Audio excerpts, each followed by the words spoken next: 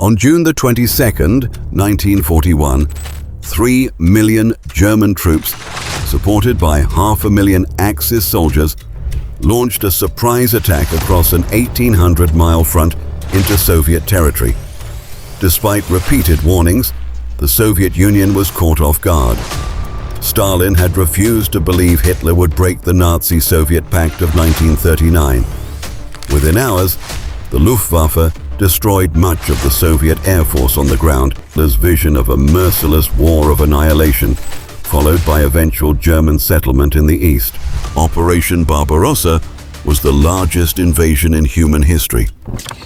Hitler divided the Wehrmacht into 3 massive army groups. Army Group North drove toward Leningrad. Army Group Center struck the heartland, aiming for Smolensk and Moscow. Army Group South pushed into Ukraine, targeting farmland and oil fields of the region. Unlike earlier blitzkrieg campaigns in the West, Barbarossa had an explicitly ideological character. Hitler had told his generals that this was not a conventional war, but one where commissars and Jews were to be shot on sight and where mercy was forbidden. The East, in Nazi eyes, was to be cleared and colonized, with the local population reduced to slaves or starved to death. The opening weeks of Barbarossa were a disaster for the Red Army. Soviet forces, poorly led and unprepared, were swallowed up in colossal encirclements. At Minsk, more than 300,000 Soviet soldiers were captured. A month later at Smolensk, another 200,000 fell into German hands. Entire Soviet divisions ceased to exist in days. The Luftwaffe destroyed 4,000 Soviet planes in the first week alone, many while still on the ground. German panzer divisions sliced deep behind Soviet lines, cutting off supply routes and trapping whole armies. By September 1941, over 2 million Soviet troops had been taken prisoner. Most would not survive the war. The Germans deliberately starved and neglected them. By the winter, Soviet POWs were dying by the hundreds of thousands in open-air camps. This was not simply the product of military necessity. It was a reflection of Nazi racial ideology. Hitler considered Slavs subhuman and Soviet prisoners unworthy of humane treatment. By early 1942, over 2 million Soviet POWs died through starvation, exposure, or outright execution. The brutality of Barbarossa extended far beyond the battlefield. Following the Wehrmacht were the Einsatzgruppen, mobile SS killing squads tasked with eliminating Jews, communists, Roma, and other undesirables. In village after village, they rounded up Jewish men, women, and children, marched them to forests or ravines, and shot them in mass. At Babi Yar, outside Kiev in September 1941, over 33,000 Jews were murdered in just 2 days. This was the beginning of what historians call the Holocaust by bullets. Mass executions carried out before the death camps of Auschwitz or Treblinka even came into full operation. In Belarus and Ukraine, entire villages were burned to the ground. Even the suspicion of partisan activity brought savage reprisals. The Wehrmacht itself, not only the SS, took part in massacres of civilians. Hitler's orders made it clear. In the East, the normal rules of war no longer applied. Nazi plans for the East also revolved around hunger as a weapon. The Wehrmacht seized Soviet crops to feed its own soldiers, leaving civilians to starve. In cities like Kharkov and Kiev, famine soon followed. When the Germans encircled Leningrad in September 1941, they deliberately chose not to storm the city, but to starve it into submission. The siege of Leningrad would last 872 days and claim over 1 million civilian lives. This strategy was part of the Hunger Plan, a directive by Nazi planners to let tens of millions of Soviet civilians die so that German soldiers and civilians could eat. The East, especially Ukraine, was to be transformed into Germany's breadbasket. Soviet civilians were expendable in Hitler's ideology. While atrocities mounted, the Wehrmacht pressed forward militarily. The Battle of Kiev in September 1941 was the largest encirclement in history, where more than 600,000 Soviet troops were captured. This victory was so massive that even Hitler boasted of it as unprecedented, but it also delayed the German drive on Moscow. In October 1941, Operation Typhoon was the final push for Moscow.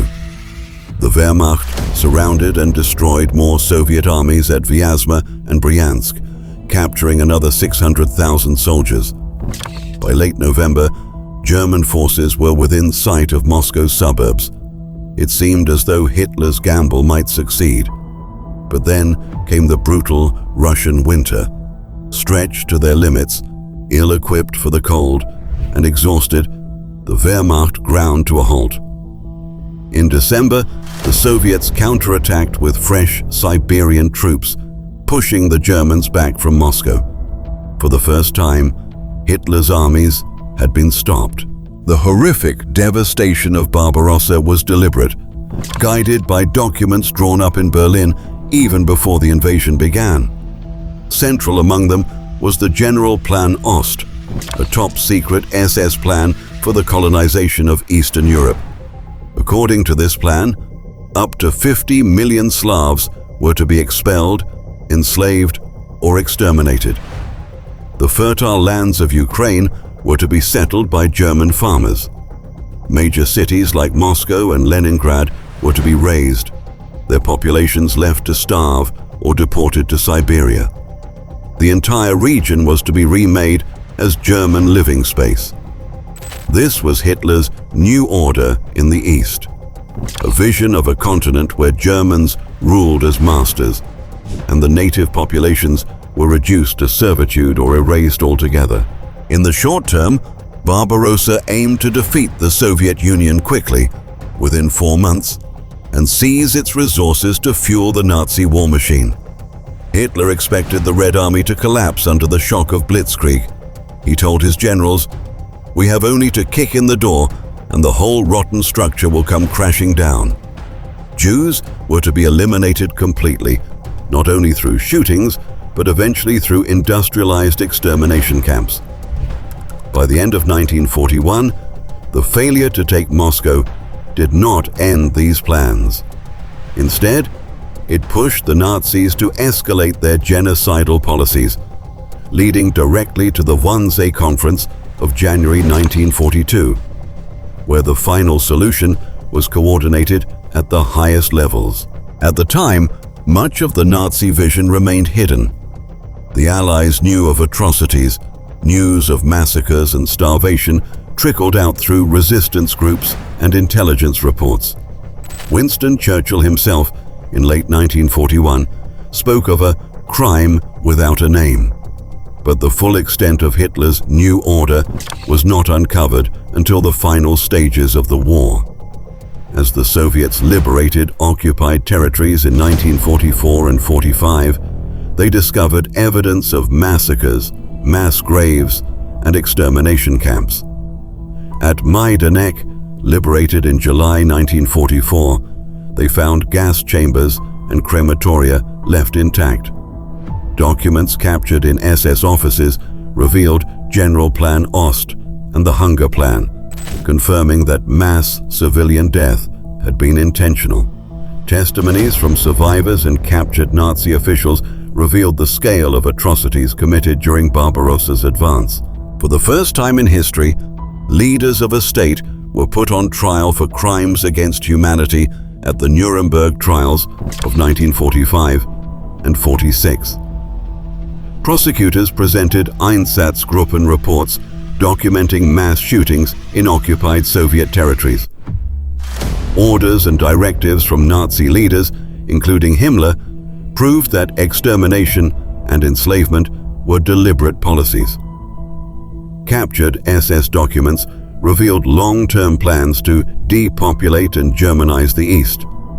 Survivor testimonies described massacres, forced labor, and starvation, confirming the systematic nature of Nazi crimes.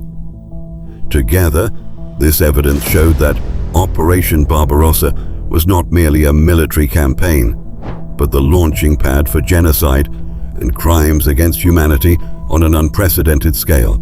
Operation Barbarossa marked the beginning of the end for Nazi Germany.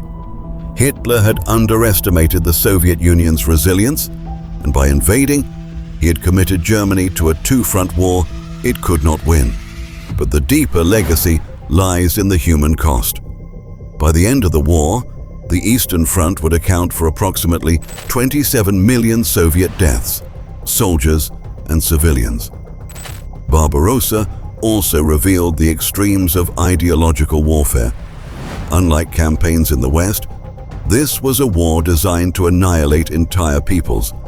The starvation, the massacres, the blueprints for population removal, all of it was premeditated.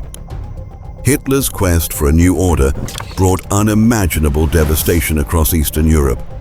Instead of supremacy, it led to Nazi defeat and exposure at Nuremberg, leaving a legacy as one of humanity's darkest chapters.